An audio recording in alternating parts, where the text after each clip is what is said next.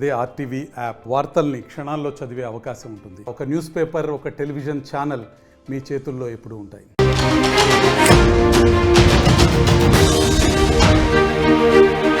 Big breaking news చూస్తున్నాం. CM Revanth Reddy సంచలన నిర్ణయం తీసుకున్నారు. పదవి విరమణ తర్వాత కూడా కాంట్రాక్ట్ ఉద్యోగులుగా కొనసాగుతున్న వారిని తొలగిస్తూ ఆయన నిర్ణయం తీసుకున్నారు. 6,729 మందికి ఉద్యోగులని తొలగించాలని నిర్ణయం తీసుకున్నారు. దాంట్లో మెట్రో ఎండి ఎండిఎస్ రెడ్డి కూడా ఉన్నారు. కిషన్ రావుతో పాటుగా ట్రాన్స్కో, జెన్కో డైరెక్టర్ల పైన కూడా ఈ వేట్ పడబోతోంది. పదవి విరమణ పొందినటువంటి వారిని అవసరమైతే కొత్తగా నోటిఫికేషన్ ద్వారా నియమించాలని ఉత్తర్వులు జారీ చేసినట్టు తెలుస్తోంది. ఇక్కడ మీరు చూస్తున్నారు ఆర్టీవీ స్క్రీన్ పైన మొత్తం మీద 6,000 పైచిల్కు కాంట్రాక్ట్ ఉద్యోగుల్ని తొలగిస్తూ ముఖ్యమంత్రి రేవంత్ రెడ్డి నిర్ణయం తీసుకున్నారు. 6,729 మంది ఉద్యోగులను తొలగించాలని నిర్ణయం తీసుకున్నారు.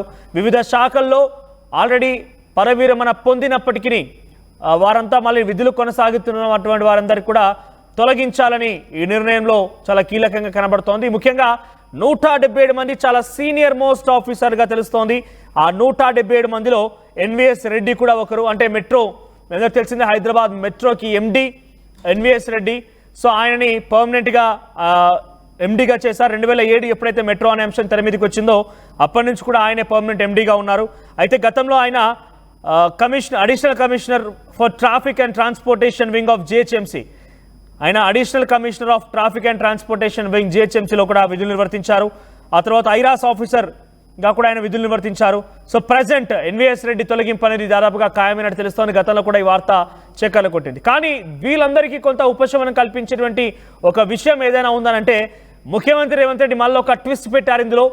ఒకవేళ కనుక ఆయా శాఖల పరిధిలో వారి యొక్క సేవలు వాళ్ళ సేవలు తప్పనిసరిగా ఉండాలి, మీ సేవలు వినియోగించుకోవాలని ఆలోచన కనుక ఉంటే మార్చ్ 31 వరకు వాళ్ళని తొలగించి మళ్ళీ ఫ్రెష్ ఆర్డర్ కాపీ జారీ చేసి ఫ్రెష్గా నోటిఫికేషన్ జారీ చేసి వారిని మళ్ళీ తీసుకోవచ్చు అనే ఒక నిబంధనని ఇందులో మెన్షన్ చేశారు. సో ఈ ఎఫెక్ట్ ఎవరెవరి పైన పడుతుంది, మరిన్ని అప్డేట్స్ మా ప్రతినిధి మధు అందిస్తారు. ఎస్ మధు, సో 6,729 మందిని తొలగించాలని నిర్ణయం తీసుకున్నారు ముఖ్యమంత్రి రేవంత్ రెడ్డి. దాంట్లో చాలా కీలకంగా 177 మంది సీనియర్ ఆఫీసర్లు ఉన్నారు. దాంట్లో ఎన్విఎస్ రెడ్డి, బిఎల్ఎన్ రెడ్డి, ఇలా చాలా కీలకమైన వ్యక్తులు ఉన్నారు. సో వీరందరిపై ఎటువంటి ఎఫెక్ట్ పడబోతోంది, ప్రభుత్వం యొక్క ఆలోచన ఏంటి అంటే వీళ్ళందరి స్థానంలో కొత్తగా నోటిఫికేషన్ ఉద్యోగాలకు సంబంధించి విడుదల చేసి భర్తీ చేసే అవకాశం ఏదైనా ఉందా, లేదంటే ఉన్న వారిలోనే సర్దు పెట్టే అవకాశం ఉందా? ఎగ్జాక్ట్లీ. ప్రజెంట్ రాష్ట్ర ఆర్థిక పరిస్థితి దృష్ట్యా కీలక నిర్ణయం తీసుకున్నారు. ఆర్థిక భారం తగ్గించుకోవాలనేటువంటిది. ఇప్పుడు 6,729 మందే కాదు, ఇంకా కొన్ని విద్యుత్ శాఖలో కూడా మరికొంత మందిని తొలగించేటువంటి అవకాశం ఉంది. వివిధ శాఖల్లో పనిచేస్తున్నటువంటి వారిని ఇంకా కొంతమందిని ఫిల్టరేషన్ చేస్తా ఉన్నారు. గతంలోనే మనం చూసాం, కాంగ్రెస్ అధికారం చేపట్టగానే బీఆర్ఎస్ హయాంలో కీలకంగా ఉన్నటువంటి అధికారులను ఆ శాఖల నుంచి తప్పించారు. కొద్దిమంది పైన కేసులు పెట్టారు. వారందరినీ అప్రాధాన్యత పోస్టులకు బదిలీ చేశారు. సో ఈ రోజు నిన్న ప్రభుత్వం తీసుకున్నటువంటి నిర్ణయం పైన కొత్తగా అవకాశాలు వచ్చే అవకాశం ఉంది. కొత్తగా ఉద్యోగ అవకాశాలు వచ్చే పరిస్థితి ఉంది. కాకపోతే ఇంత పెద్ద ఎత్తున ఉద్యోగ అవకాశాలు ఉండకపోవచ్చు. వీళ్ళంతా కాంట్రాక్ట్ పద్ధతిలో కొనసాగుతున్నారు పైన. కాబట్టి వీరి ప్లేస్ లో కొద్ది మందికి 100, 200, 300 మందికి వివిధ శాఖల్లో అవకాశం దక్కే పరిస్థితులు ఉన్నాయి. కొత్తగా నోటిఫికేషన్ ఇచ్చి ఉద్యోగాలు ఇచ్చే సిచ్యువేషన్ అయితే కనిపిస్తా ఉంది. అది కూడా అత్యవసరం అనుకుంటేనే, వారు లేకుంటే పని నడవదు, ఆ శాఖల సంబంధించినటువంటి ముందుకు వెళ్ళదు పని అభివృద్ధి విషయంలో అనేటువంటి అనిపిస్తేనే ప్రభుత్వం కొత్తగా నోటిఫికేషన్లు ఇచ్చే పరిస్థితి ఉంది. వీరందరినీ తొలగించింది. వీళ్ళందరూ కూడా గత ప్రభుత్వంలో పదవి విరమణ పొందిన తర్వాత కూడా ఇంకా కొనసాగుతున్నారు, ఎక్స్టెన్షన్ మీద కావచ్చు, కంటిన్యూషన్ లా వీరందరికీ. సో వారందరినీ అయితే పక్కన పెట్టింది. కాంట్రాక్ట్ పద్ధతిలో కొనసాగుతున్న వారిని ఆర్థిక భారం కూడా భారీగా తగ్గే సిచ్యువేషన్ కనిపిస్తా ఉంది. ఇది కీలక నిర్ణయం అని భావిస్తా ఉంది రాష్ట్ర ప్రభుత్వం. తర్వాత ముఖ్యంగా మరికొన్ని ఒక్కొక్క డిపార్ట్మెంట్ వారిగా వీరి గతంలో చేసినటువంటి అంశాలపైన కూడా దృష్టి పెడతా ఉన్నారు. గత ప్రభుత్వానికి ఏమైనా లూప్ పోల్స్ లాగా, అంటే కేటాయింపుల విషయంలో కానీ ప్రభుత్వం తీసుకున్న నిర్ణయాల్లో కానీ ఏమైనా అవకతవకలు జరుగుంటే వీరిపైన చర్యలు తీసుకునేటువంటి అవకాశం కూడా కనిపిస్తా ఉంది. మొత్తానికి ఈ నిర్ణయం వల్ల కొద్ది మందికి కొత్తగా నోటిఫికేషన్ల ద్వారా ఉద్యోగాలు వచ్చే సిచ్యువేషన్ అయితే కనిపిస్తా ఉంది. మనోజ్, ఉంటే కనుక వారి సేవలు వినియోగించుకోవడం కోసం తిరిగి ఆర్డర్ కాపీ జారీ చేసి నోటిఫికేషన్ ద్వారా మళ్ళీ ఫుల్ఫిల్ చేసుకోవచ్చు. అంటే ఆల్రెడీ ఎవరైతే ప్రజెంట్ పదవిలో ఉన్న వాళ్ళు ఉన్నారో వారిని తిరిగి తీసుకోవడం కోసం కూడా కొంత అవకాశం కల్పించారు. ఈ నేపథ్యంలో మెట్రో ఎండి ఎన్వీఎస్ రెడ్డి పైన ఎటువంటి ఎఫెక్ట్ పడే అవకాశం ఉంది? ఎందుకంటే ఫేజ్ 2కు సంబంధించి మెట్రో విస్తరణ గురించి కూడా ప్రభుత్వం ప్లాన్ చేస్తోంది. డిపిఆర్ సిద్ధం చేసే పని కూడా ఎన్వీఎస్ రెడ్డికి అప్పచెప్పారు. సో ఈ నేపథ్యంలో ఆయనని మళ్ళీ కొనసాగించే అవకాశం ఉందా, లేకుంటే ఈ దెబ్బతో ఆయనని పక్కన పెట్టేస్తారా? ఖచ్చితంగా పక్కన పెట్టినట్టుగానే ప్రభుత్వం నిర్ణయం తీసుకుంది. ఎందుకంటే గత మెట్రో ప్రారంభమైన నుంచి ఇప్పటివరకు కంటిన్యూషన్ గా ఆయనే ఉన్నారు. ఈసారి ఆల్రెడీ ప్రభుత్వం మెట్రో ఫేజ్ 2 కింద తీసుకుంది. మొత్తం 4 రూట్లలో మెట్రో విస్తరించాలనేటువంటి ప్రభుత్వం నిర్ణయం తీసుకుంది. మనం ఇప్పుడు చూస్తా ఉన్నటువంటి జేబీఎస్ నుంచి మేడ్చల్ ఆ రూట్ లో వరకు, తర్వాత ఇటు పటాన్ చెరువు నుంచి మియాపూర్ వరకు, ఇటు ఎల్బీ నగర్ నుంచి హయత్ నగర్, ఎల్బీ నగర్ నుంచి చంద్రాయణగుట్ట శంషాబాద్ రూట్ వరకు విస్తరిస్తూ పోతా ఉంది. పెద్ద ఎత్తున హైకోర్టు వరకు, కొత్తగా నిర్మించబోయే హైకోర్టు వరకు రాజేంద్ర నగర్కి మెట్రో విస్తరించనున్నారు. అటు నుంచి శంషాబాద్ నుంచి నెక్స్ట్ ఫ్యూచర్ సిటీ, 4th సిటీగా చెప్తున్నటువంటి అక్కడికి మెట్రో నిర్మాణాన్ని చేపడతా ఉన్నారు. అత్యంత కీలకం. నెక్స్ట్ రాష్ట్రంలో అభివృద్ధి విషయంలో కానీ, పెట్టుబడులను ఆకర్షించే విషయంలో కానీ, నగర అభివృద్ధి ఇంకా విస్తరించాలనేటువంటి దాంట్లో భాగంగా మెట్రో సెకండ్ ఫేజ్ అనేటువంటిది అత్యంత కీలకం నగరానికి. మొత్తం మెట్రో రూట్స్ ఉన్నటువంటి, మెట్రో లైన్స్ ఉన్నటువంటి నగరాలే ఈ రోజు టాప్ గా ఉన్నటువంటి పరిస్థితి దేశంలో. సో ఇది చాలా అత్యంత కీలకమైనటువంటి స్టెప్ ప్రభుత్వం. గతంలో ఆల్రెడీ ఇప్పుడు నిర్మించినటువంటి మెట్రో చాలా అద్భుతంగా పనిచేస్తా ఉంది కాబట్టి నెక్స్ట్ ఫేజ్ కూడా అద్భుతంగా పనిచేస్తుంది. ఈసారి నిర్మించబోయేటువంటి మెట్రో అంతా కూడా కేంద్ర ప్రభుత్వ పార్ట్నర్షిప్ పీపీపీ మోడల్లో ప్రభుత్వము ప్రైవేటు పార్ట్నర్షిప్ లో జరగనుంది కాబట్టి కేంద్ర ప్రభుత్వాన్ని కూడా నిధులు అడుగుతా ఉన్నారు. మెట్రో నిర్మాణానికి అత్యంత కీలకమయ్యేటువంటి అవకాశం ఉంది. సో ఎన్వీఎస్ రెడ్డిని పక్కన పెట్టడం అనేటువంటిది ప్రభుత్వం కాస్త వ్యూహాత్మకంగానే పక్కన పెట్టినట్టుగా తెలుస్తా ఉంది. గత ప్రభుత్వం నుంచి కొనసాగుతున్నటువంటి యాక్చువల్ కాంగ్రెస్ ప్రభుత్వంలోనే ఆయన నియామకమయ్యారు. బీఆర్ఎస్ కూడా కొనసాగించింది, కాంగ్రెస్ కూడా ఈ 1.5 year కొనసాగించింది. నెక్స్ట్ కొత్త వారికి అవకాశం దక్కే పరిస్థితులు కనిపిస్తా ఉన్నాయి.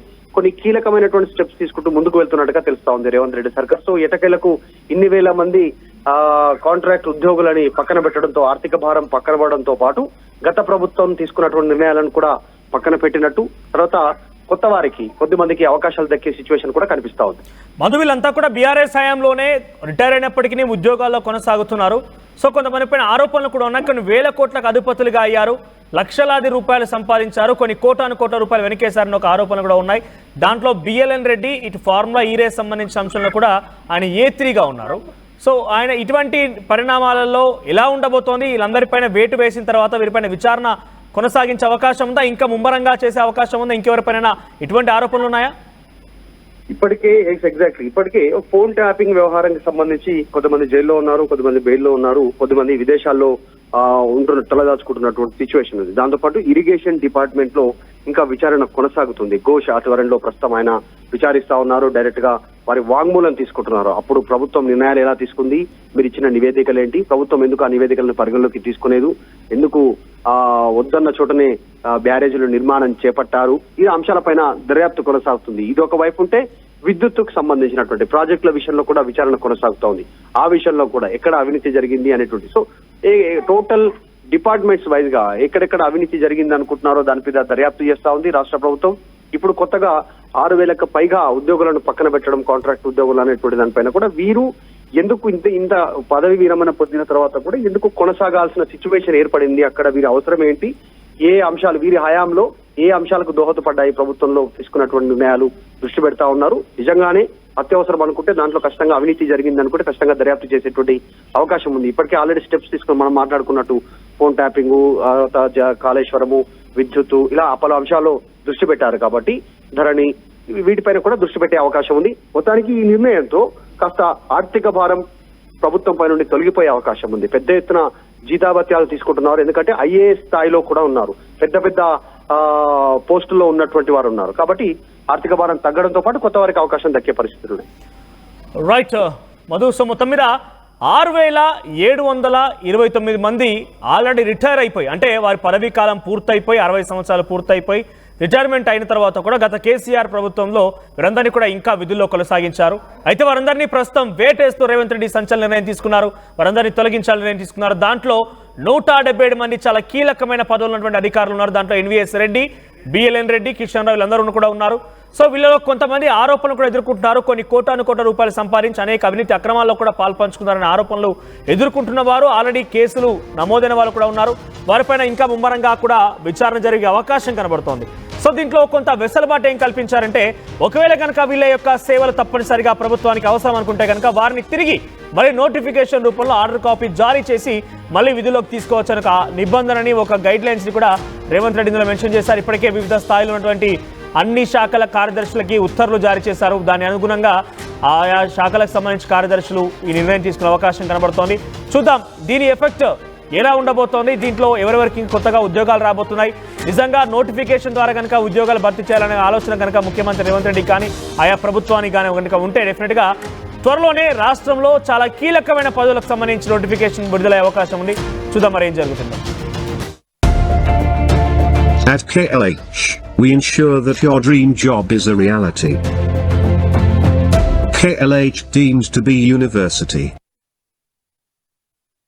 మరిన్ని వీడియోస్ కోసం ఛానల్ ని సబ్స్క్రైబ్ చేయండి, లేటెస్ట్ అప్డేట్స్ కోసం వాట్సాప్ ఛానల్ ని ఫాలో చేయండి అండ్ లింక్ డిస్క్రిప్షన్ లో ఉంది.